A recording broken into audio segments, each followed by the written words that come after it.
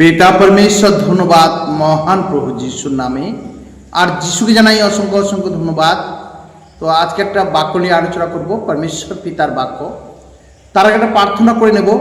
সৃষ্টিকর্তা পিতা परमेश्वर আপনার কাছে এলাম প্রভু যিশুর নামে, আর যিশুকে জানাই অসংখ্য অসংখ্য ধন্যবাদ। প্রভু আজকে যে বাক্য নিয়ে আলোচনা করছি, আপনি পবিত্র আত্মা দ্বারা সেই বাক্যকে প্রত্যেক সন্তান পর্যন্ত দিয়েছেন পিতা, আমার বিশ্বাস। এই জন্য আপনাকে অসংখ্য ধন্যবাদ প্রভু যিশুর নাম। প্রভু প্রত্যেকে এই বাক্য বুঝতে পেরেছে আর সেই হিসাবে চলছে পিতা, আমার বিশ্বাস করেছেন। এই জন্য আপনাকে অসংখ্য ধন্যবাদ প্রভু যিশুর নামে। আদর সম্মান মহিমা সবই আপনাকে দিলাম। ছোট্ট প্রার্থনা প্রভু যিশু খ্রিস্টের নামে চাইলাম, আমেন। আজকে বাক্যের বিষয়বস্তু পবিত্র আত্মা কে।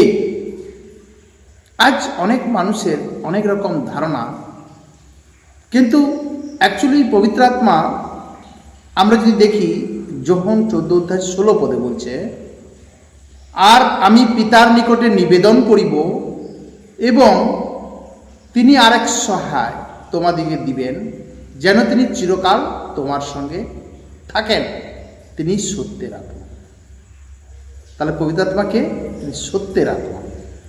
জগৎ তাহাকে গ্রহণ করিতে পারে না, কেন সে তাহাকে দেখে না, তাহাকে জানেও না। তোমরা তাহাকে জানো, কারণ তিনি তোমাদের নিকটে অবস্থিত করেন ও তোমাদের অন্তরে থাকিবেন। তাহলে সত্যের আত্মা কে, আজকে আমরা এই বিষয়টা নিয়ে শিখব। আর সেই পবিত্র আত্মার কাজ কি আমরা সেটাও দেখব। আমরা যদি দ্বিতীয় করিন্থীয় 3:17 বলছে, আর প্রভুই সেই আত্মা, প্রভুই সেই আত্মা। তার মানে সত্যের আত্মা ঈশ্বর। সেই পবিত্র আত্মা কে না, তিনি ঈশ্বর। প্রভুই সেই আত্মা, এবং যেখানে প্রভুর আত্মা সেখানে স্বাধীনতা। আমরা যদি এফেসীয় 4:30 দেখি, আর ঈশ্বরের সেই পবিত্র আত্মাকে দুঃখিত করিও না, যাহার দ্বারা তোমরা মুক্তির দিনের অপেক্ষায় মুদ্রাঙ্কিত হইয়াছ। এবারে আমাদের মধ্যে সেই পঞ্চসপ্তমীর দিনে মানুষের মধ্যে পবিত্র আত্মা এসে পার্মানেন্ট বসবাস করলো। তো সেদিন থেকে আমরা ঈশ্বরের মন্দির হয়ে গেলাম। তোমরা কি জানো না, তোমরা ঈশ্বরের মন্দির, ঈশ্বরের আত্মা তোমার মধ্যে বাস করে। যখন ঈশ্বরের আত্মা আমার মধ্যে বাস করছে, বলছে সেই পবিত্র আত্মাকে, আমরা যখন পাপ করি তখন সেই পবিত্র আত্মাকে আমরা দুঃখ দিই। এই জন্য বলছে এফেসীয় 4:30, আর ঈশ্বরের সেই পবিত্র আত্মাকে দুঃখিত করিও না, যাহার দ্বারা তোমরা মুক্তির দিনের অপেক্ষায় মুদ্রাঙ্কিত হইয়াছ। তার মানে আজকে আমাদেরকে সেই পবিত্র আত্মাকে দুঃখ দিতে না বলছে, কারণ পবিত্র আত্মা কে আছে না, পবিত্র আত্মা ঈশ্বর আছে। এবারে সেই পবিত্র আত্মার সহভাগিতায় আমরা আছি।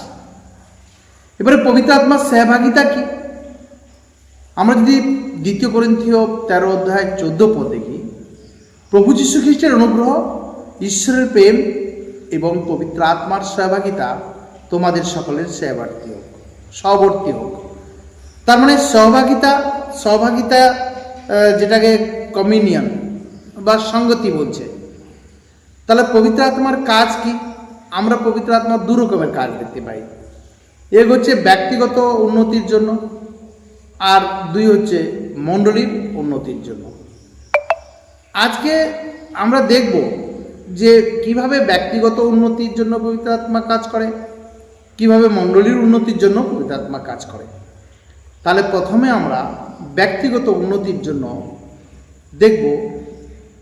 ব্যক্তিগত উন্নতির জন্য প্রথমে যে সকল স্মরণ করে নেবে, তার মানে আমরা যখন ঈশ্বরের বাক্যকে পড়বো তখন সেগুলোকে মনে করিয়ে দিবে, দোষ দেখাবে যে এটা ভুল এটা ঠিক, মার্গদর্শন করবে, আমি কিভাবে চলবো না চলবো সেটা আমাকে বোঝাবে,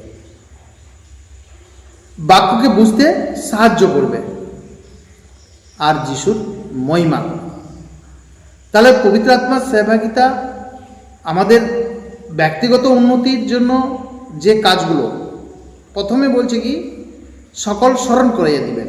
আমরা যদি যোহন লিখিত সুসমাচার 14:26 পড়ি, কিন্তু সেই সহায় পবিত্র আত্মা, যাহাকে পিতা আমার নামে পাঠাইয়া দিবেন, তিনি সকল বিষয়ে তোমাদিকে শিক্ষা দিবেন, এবং আমি তোমাদিকে যাহা যাহা বলিয়াছি সে সকল স্মরণ করাইয়া দিবেন।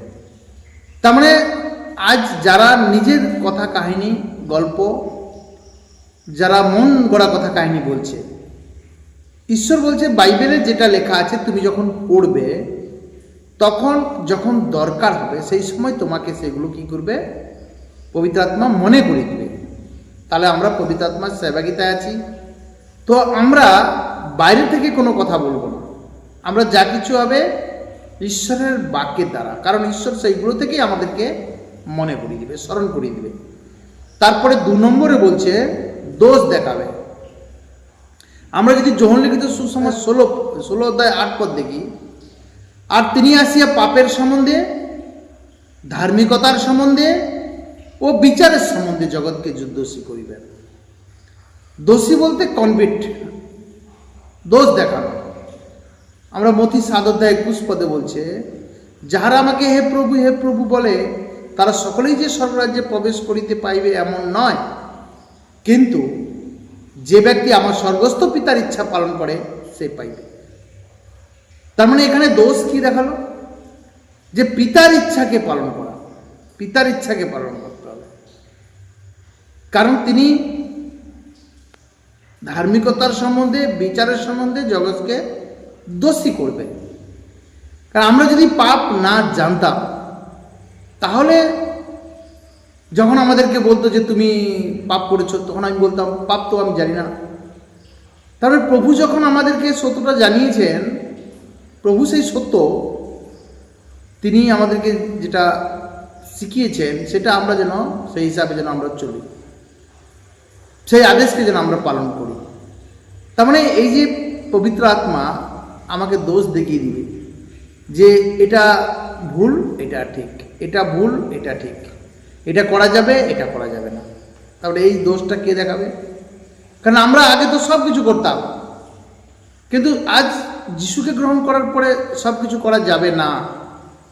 কারণ এখানেই পবিত্র আত্মা কি করবে, আমাদেরকে দোষ দেখাবে যে এখানে এটা ভুল আছে, এটা ঠিক আছে, কনভিক্ট করবে। তারপরে 3 নম্বরে বলছে মার্গদর্শন। আমরা যোহন 16 অধ্যায় 13 পদে বলছে, পরন্তু তিনি সত্যের আত্মা, যখন আসিবেন তখন পথ দেখাইয়া তোমাদিকে সমস্ত সত্যে লইয়া যাবেন। কারণ তিনি আপনা হইতে কিছু বলিবেন না, কিন্তু যাহা যাহা শুনেন তাহাই বলিবেন, এবং আগামী ঘটনাও তোমাদিকে জানাইবেন। তার মানে আজকে আমাদের মার্গদর্শন কে আছে? আমি কিভাবে থাকবো, কিভাবে বলবো, কিভাবে চলবো, কিভাবে দেখবো, সব কিছু বাইবেল শাস্ত্রতে লেখা আছে। সব কিছু মার্গদর্শন আজকে সেই পবিত্র আত্মা সেই শাস্ত্রের মাধ্যম দিয়ে আমাকে বোঝাতে চাইছে যে তুমি এইভাবে চলো, এইভাবে বলো, এইভাবে থাকো, এইভাবে দেখবে, এইভাবে তাকাবে। সব কিছু আজকে ঈশ্বর আমাদেরকে বলে যে স্বামী স্ত্রীর মধ্যে সম্পর্ক কীরকম হবে, ছেলে মেয়েদেরকে কীভাবে শাসন করতে হবে, কিভাবে পাড়া প্রতিবেশীর সঙ্গে ব্যবহার করতে হবে, কিভাবে পড়োশির সঙ্গে ব্যবহার করতে হবে, বাবা মাকে কীভাবে সম্মান করতে হবে, সব কিছু, হ্যাঁ না, গরিব দুঃখীদের সাথে কীভাবে ব্যবহার করতে হবে, যদি কেউ কিছু চায় তার জন্য কীভাবে ব্যবহার করতে হবে, সব কিছু আজকে মার্গদর্শন কি আছে? আমাদের সেই পবিত্র আত্মা, যেটা শাস্ত্রতে অলরেডি লেখা আছে, সেগুলো যখন আমরা পড়বো আর সেই হিসাবে আমাকে মার্গদর্শন করবে। তারপরে বাক্যকে বুঝতে সাহায্য করে। আমরা যদি দেখি মথিলিখিত সুসমাচার 10 অধ্যায় 34 পদে, মনে করিও না যে আমি পৃথিবীতে শান্তি দিতে আসিয়াছি, শান্তি দিতে আসি নেই, কিন্তু খড়গ দিতে আসিয়াছি। কেননা আমি পিতার সহিত, 35 পদে বলছি, কেননা আমি পিতার সহিত পুত্রের, মাতার সহিত কন্যার এবং শাশুড়ির সহিত বধূর বিচ্ছেদ জন্মাইতে আসিয়াছি। 36 পদে বলছে, আর আপন আপন পরিজনই মানুষের শত্রু হইবে। তার মানে এখানে ঈশ্বর কাউকে শত্রু হিসাবে গড়ে তুলছে না, যে তোমার ঈশ্বর যদি প্রেমিক ঈশ্বর হয় তাহলে শত্রু কেন হচ্ছে? কারণ যে যিশুকে বিশ্বাস করে সে তো জ্যোতিতে আছে, আর যে যিশুকে বিশ্বাস করেনি সে তো অন্ধকারে আছে। তারা অন্ধকার আর জ্যোতির মধ্যে মিল কি থাকবে? আর সেই জন্য তো সেখানে বিচ্ছেদ জন্মাবে। তার মানে কোনো মা যদি বিশ্বাস করে নেয়, বাবা যদি বিশ্বাস না করে, তাহলে বাবা এখনো অন্ধকারে আছে, মা জ্যোতিতে আছে, তাহলে সেখানে কি হবে? গণ্ডগোল হবে। কিন্তু বিশ্বাস যে করবে সেই তো অনন্ত জীবন পাবে। কিন্তু এবারে যদি কেউ বিশ্বাস না করছে সেটা জন্য সে দায়ী, কিন্তু বিশ্বাস যে করবে সে তো জ্যোতিতে আছে। তার মানে এই বাক্যকে বুঝতে পারছে না। এই বাক্যটা নিয়ে মানুষ কি বলছে, আরে ভাই তোমার ঈশ্বর যদি এতটা প্রেমিক ঈশ্বর আর মহান ঈশ্বর, তিনি কোনো ঝগড়া নয়, কোনো ঝাঁটি নয়, কোনো গণ্ডগোল নয়, তাহলে এখানে বিচ্ছেদ কেন জন্মাচ্ছে? তার মানে এই বাক্যকে বুঝতে কে সাহায্য করবে? পবিত্র আত্মা সাহায্য করবে আমাদেরকে। আরো অনেক বিষয় আছে, দৃষ্টান্ত দ্বারা যখন প্রভু কথা বলতো তখন সেগুলো মানুষ বুঝতে পারতো না, কিন্তু সেই দৃষ্টান্ত পবিত্র আত্মা পাওয়া ব্যক্তি তখন তারা বুঝতে পারতো। তার মানে বাক্যকে বুঝতে কে করবে? আমাদেরকে সাহায্য করবে। তারপরে সর্বদা পবিত্র আত্মা যিশুর মহিমা করবে, যিশু প্রভুর মহিমা করবে। তার মানে আমরা যদি যোহন 16:14 দেখি, আর তিনি আমাকে মহামান্বিত করিবেন, তিনি আমাকে মহামান্বিত করিবেন, কেন যাহা আমার তাহাই লইয়া তোমাদিকে জানাইবেন। তার মানে বলছে যেটা আমার সেটাই নিয়ে তোমাদেরকে জানাবে। তিনি সর্বদা কি করবে না, ঈশ্বরকে মহামান্বিত করবে। কারণ আমরা কার কথা বলি? ঈশ্বরের কথা বলি। আমরা আমাদের মনের কথা বলি না, আমরা মন গড়া কথা কাহিনী বলি না, আমরা শাস্ত্রতে যেটা লেখা আছে সেই হিসাবে আমরা কি করি না, কথা বলি। তাহলে তিনি আমাকে মহামান্বিত করিবেন, কেন যাহা আমার তাহাই লইয়া তোমাদিকে জানাইবেন। 15 পদে বলছে, পিতার যাহা যাহা আছে সকলই আমার, এই জন্য বলিলাম যাহা আমার তিনি তাহাই লইয়া থাকেন, ও তোমাদিকে জানাইবেন। তার মানে এখানে পরমেশ্বরের যা কিছু কথা শাস্ত্রতে লেখা আছে সেইগুলোই আমাদেরকে জানাতে হবে, লিখার বাইরে যেন আমরা না যাই। এই বাক্যের সঙ্গে জোড়াও যাবে না, এই বাক্যের সঙ্গে বিয়োগ করাও যাবে না। যদি এই বাক্যকে একেবারে পালন করে তাহলে সে অনন্ত জীবন থেকে বঞ্চিত হবে না। কারণ এই বাক্যই হচ্ছে সেই অনন্ত জীবন। কারণ এই বাক্যকে পালন করতে হবে, আর এটা ঠিক রীতি সে পালন করতে হবে একবারে। তারপরে আমরা দেখব মণ্ডলীর আত্মিক উন্নতি। তার মানে আত্মিক সহভাগিতা যেটা আছে, এ হচ্ছে ব্যক্তিগত উন্নতি। ব্যক্তিগত উন্নতির মধ্যে 5 রকমের কথা, যে কি না পবিত্র আত্মা কি করবে আমাদেরকে না স্মরণ করিয়ে দিবে, মনে করিয়ে দিবে। তারপরে কি করবে? দোষ দেখিয়ে দিবে। তারপরে কি করবে? মার্গদর্শন করবে।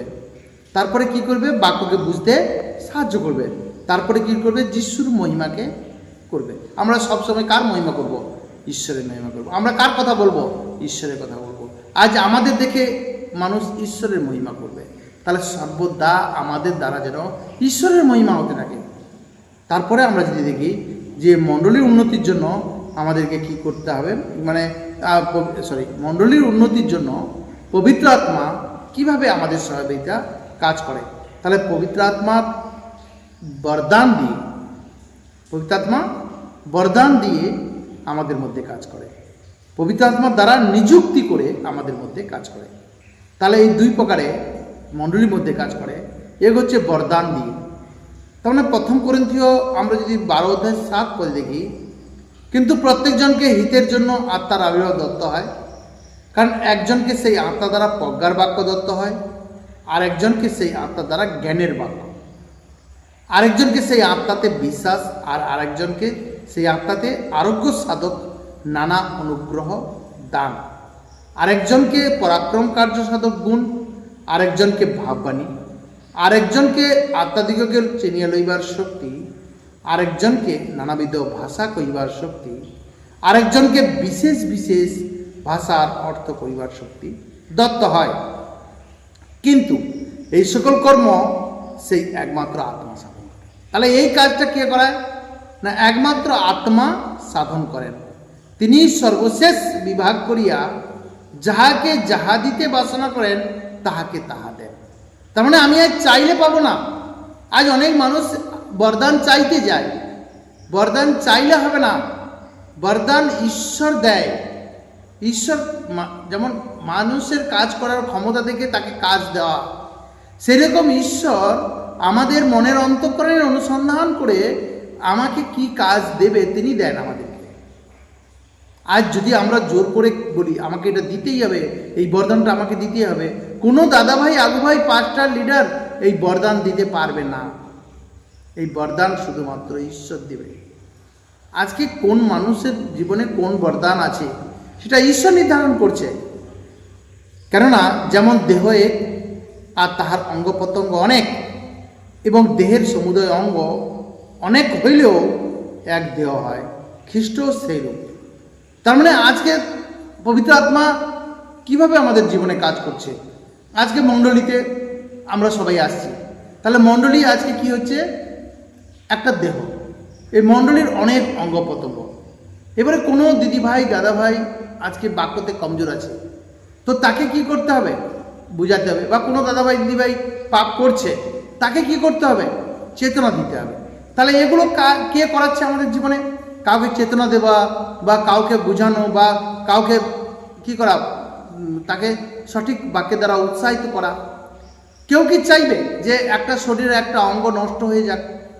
কিন্তু আমরা আজকে কি আছি, সে যেখানে যেখানে মণ্ডলী থাক না কেন, বিভিন্ন জায়গায় মণ্ডলী আছে, কিন্তু মণ্ডলীর প্রত্যেক ব্যক্তি আমরা কি আছি, প্রভু যিশুর দেহ আছে।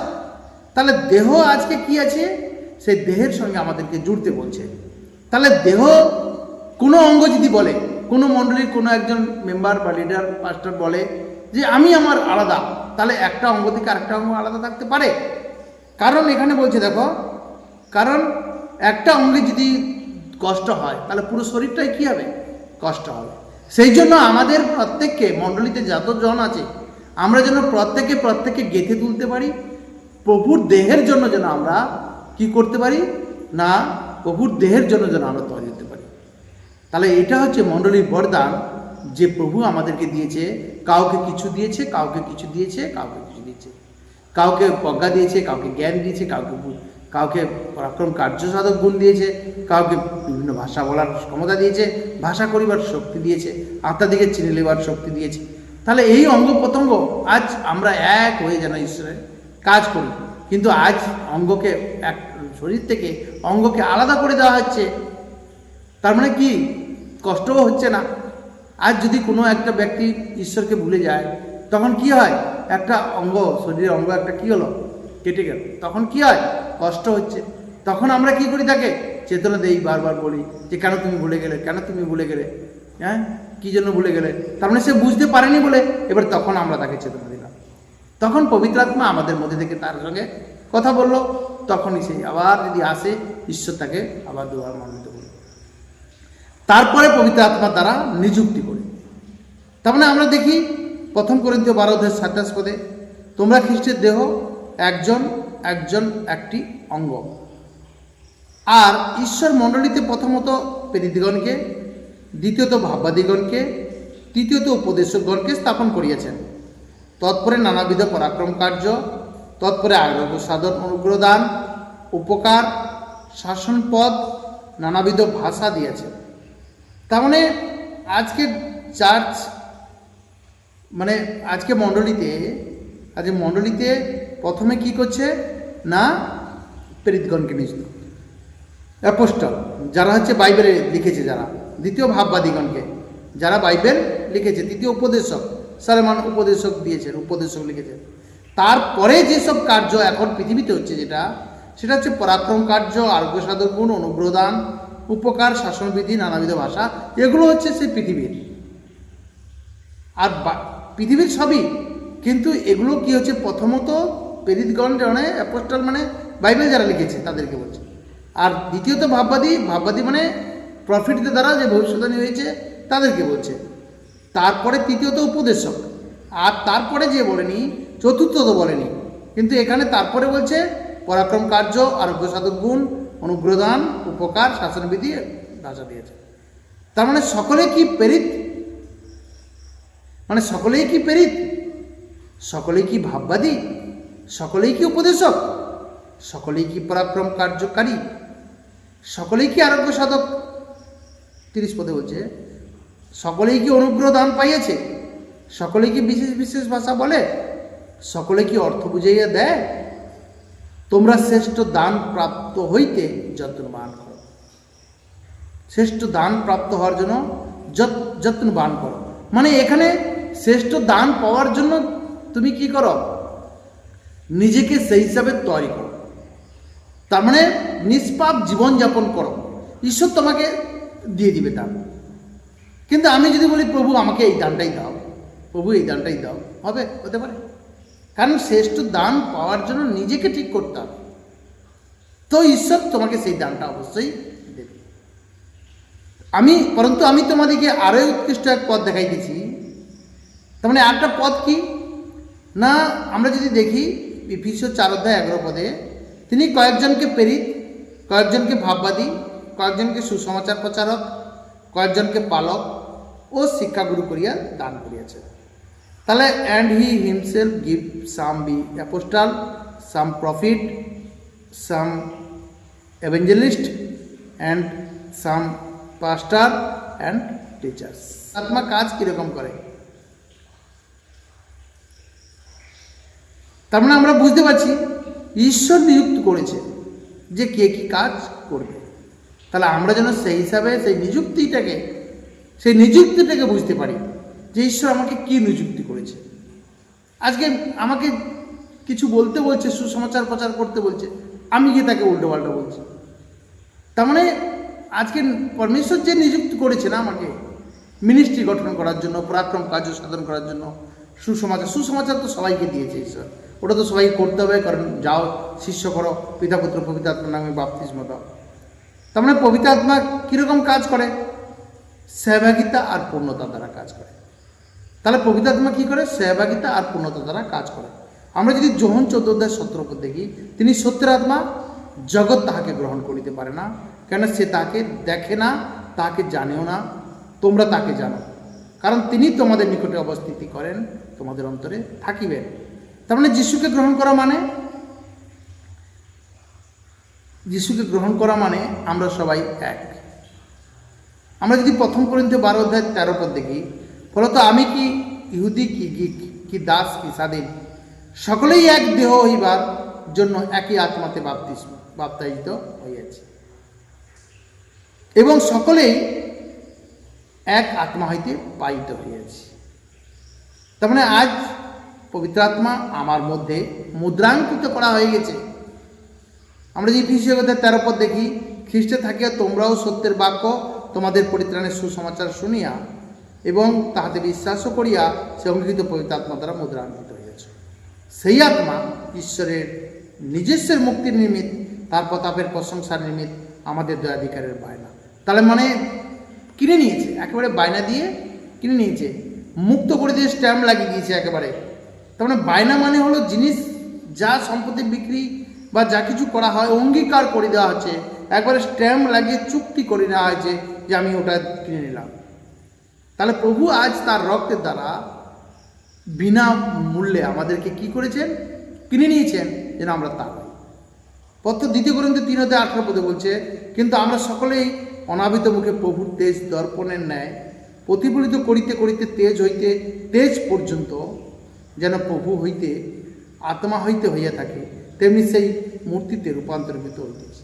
তার মানে আমাদেরকে এই কথাটা বলছে যে আমরা প্রতিদিন অংশ অংশ করে নিজেকে চেঞ্জ করছি, যেন ঈশ্বরের প্রতিমূর্তিতে আমরা হতে পারি। তার মানে রূপান্তরিত হওয়ার চেষ্টা করছি। প্রত্যেক দিন একটা একটা করে পাপ ছাড়ছি। আজ মিথ্যা ছাড়লাম, কালকে চুরি ছাড়লাম, কালকে হিংসা ছাড়লাম। যদি কিছু হয়ে যাচ্ছে সেগুলোকে আমরা ছাড়ার চেষ্টা করছি। তাহলে আমরা কি হচ্ছি না, প্রতিমূর্তিতে রূপান্তরিত হচ্ছি। ধীরে ধীরে করে যতদিন বেঁচে থাকবো ততদিন আমাদের সেই চেষ্টা চালিয়ে যেতে হবে। তাহলে পবিত্র আত্মা কীরকম চলে, মানে পবিত্র আত্মার চলা মানে কি? তার মানে আমরা যদি দেখি গালাতীয় 5:16 বলছে, কিন্তু আমি বলি তোমরা আত্মার বশে চলো, আর তাহা হইলে মাংসের অভিলাষ পূর্ণ করিবে না।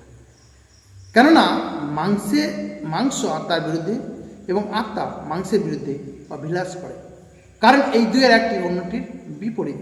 তাই তোমরা যাহা ইচ্ছা করো তাহা সাধন করো না, কিন্তু যদি আত্মা দ্বারা চালিত হও তবে তোমরা ব্যবস্থার অধীন নও। তাহলে আমাদেরকে আজকে কি বলছে, যে নতুন জন্ম পাওয়ার পরে আমরা আত্মিক হয়ে গেছি, আর সেই আত্মার দ্বারা চলার চেষ্টা করো, মাংসের উপস্থিতি বা মাংসের দ্বারা নয়। গালাতীয় 5:22 বলছে, আত্মার ফল প্রেম, আনন্দ, শান্তি, দীর্ঘ সহিষ্ণুতা, মাধুর্য, মঙ্গলভাব, বিশ্বস্ততা, মৃদুতা, ইন্দ্রিয় দমন, এই প্রকার গুণের বিরুদ্ধে ব্যবস্থা নেই। আর যারা খ্রিস্ট যিশু, এখানে বলছে যারা খ্রিস্ট যিশু, আজ আমি যিশু, তাহারা মাংসকে তাহার মতি ও অভিলাষ শুদ্ধ পুষি দিয়েছে। তাহলে যখন আমরা বাপ্তিস্ম নিই, তখন আমরা যিশুকে গ্রহণ করি, তখন আমরা কি করি, আমাদের সমস্ত পাপ অপরাধ সেই যিশুর উপরে দিয়ে দিলাম, আর যিশু সেই সত্য, প্রেম, দয়া সমস্ত কিছু আমরা পেয়ে গেলাম। 25 পদে বলছে, আমরা যদি আত্মার বশে জীবন ধারণ করি তবে আইস আমরা আত্মার বশে চলি। অনর্থক দর্প না করি, পরস্পরকে জ্বালাতন না করি, পরস্পর হিংসাহিংসি না করি। তাহলে আমরা আজকে বুঝতে পারলাম পবিত্র আত্মার সহভাগিতা কি। আমরা যেন প্রত্যেকে সেই পবিত্র আত্মার সহভাগিতাতে, সেই পরিপূর্ণতাতে আমরা এক অঙ্গ হয়ে, এক দেহের অঙ্গ হয়ে, সেই প্রভু যিশু সেই দেহ আছে, আমরা যেন প্রত্যেকে অঙ্গ হয়ে সেই দেহের সঙ্গে যুক্ত হতে পারি, ধীরে ধীরে করে অংশ অংশ করে নিজেকে রূপান্তর করতে পারি। আমরা বুঝতে পারছি। পিতা পরমেশ্বর ধন্যবাদ মহান প্রভু যিশুর নামে, আর যিশুকে জানাই অসংখ্য অসংখ্য ধন্যবাদ। আমেন।